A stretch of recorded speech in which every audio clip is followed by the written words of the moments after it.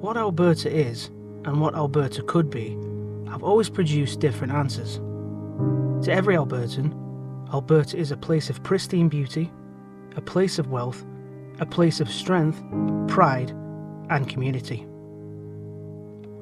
A place where people come to build prosperous futures and families. A place they call home. What Alberta could be often yields a different answer. Although it's a place known for prosperity, beauty, and family values, something deep inside of every Albertan is always yearning for something more. Over the past few years, Albertans have been through a lot. Despite their hardships and their struggles, Albertans had the spirit to fight through it. Many lost their livelihoods overnight. They lost their homes, they lost their jobs, and they lost their pride.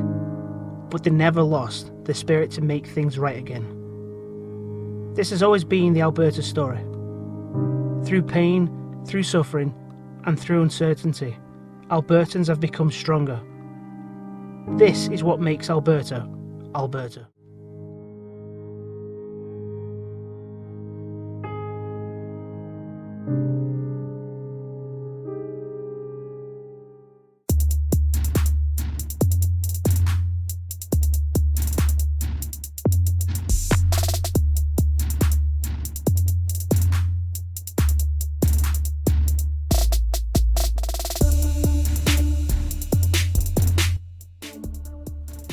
Like every other time before, Albertans should not be expected to stand down, because they won't.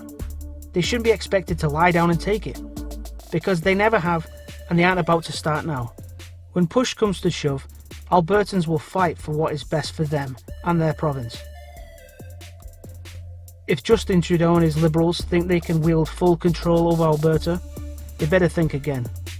Albertans don't take kindly to his style of division and politics. So when the time comes, Albertans will be looking to make some drastic changes.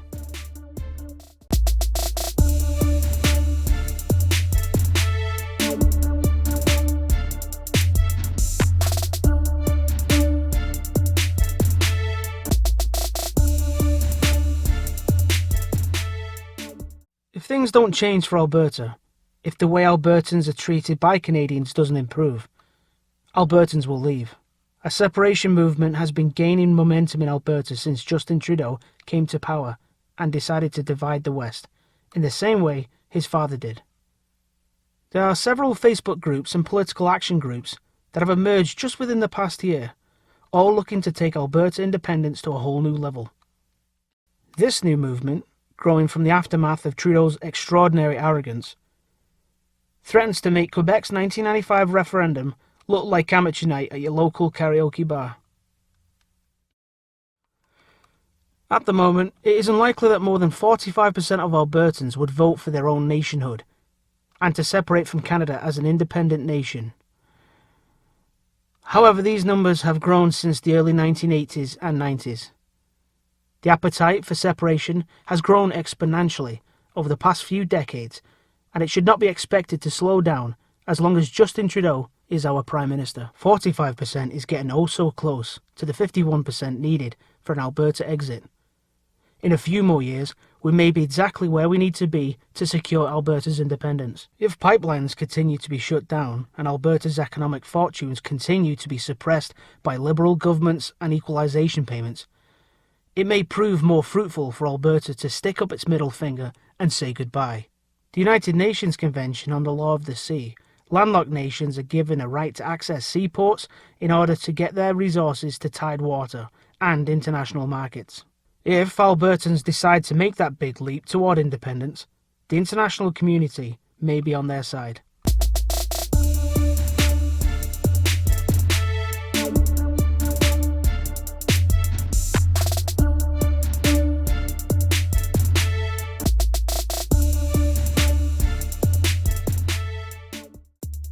If declaring full-fledged independence is too frightening for Albertans, joining the United States is an option, That has been afforded to Canada before by the United States, and it has been an option floated around in Alberta. In 1781, Canadian colonists received an open invite from the United States to join the Union in what was called Article 11 of the Articles of Confederation. Unfortunately, Canada, which was made up mostly of Ontario and Quebec at the time, decided to stay with the British Crown. In 1788, the current US Constitution was ratified and the invite no longer stands. But there are a group of historical scholars who believe the ratification may have been illegitimate or improperly done, meaning that some people still believe the invite was never terminated. Needless to say, joining the United States would likely be more difficult than declaring full independence as a singular nation. As not only would Alberta separatists need to win a referendum, the US Congress would need to approve Alberta's admission. Currently, there is no agreed upon protocol or process that would determine which step has to come first. However, the more momentum such an idea gains, the more likely it is that a viable process would start to take shape.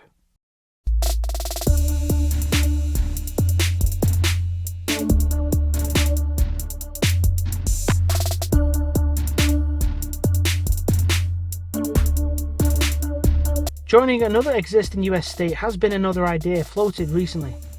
However, the process for that would be even more complicated and hard to attain than joining the Union. But it wouldn't be impossible.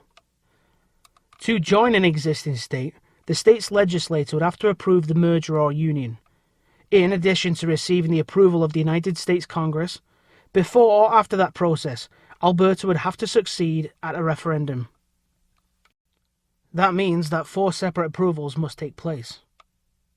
That's not to say such a movement would be impossible. Alberta does have an abundant resource sector that could not only enrich the state of Montana, but the entire United States. On the Alberta side, Albertans would have much less difficulty getting their oil to world markets if their province was a member of the Union. Of all of these options, national sovereignty sounds the easiest to achieve, but it may not be the easiest to maintain, as Alberta would need to become recognised by the UN as an official nation-state, and it would then need a military and border service to secure its sovereignty. All of this could prove costly in the long term. A more complicated but fruitful option would to become the 51st state. It would be more difficult to achieve, but prosperity and long-term success would have a better guarantee.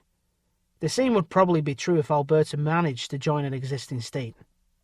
All of this may seem far-fetched now, but if things continue to go the way they have for Albertans, separation from Canada will become more of a possibility. We can take inspiration from Quebec's almost successful referendum and the recent referendum in Catalonia. If Justin Trudeau and his corrupt and incompetent Liberals want to keep on their current course, Albertans will become more open to sovereignty and separation over time. It's only a matter of time, and if Trudeau is a gambling man, he will keep pushing Albertans to the brink, and Albertans will respond accordingly.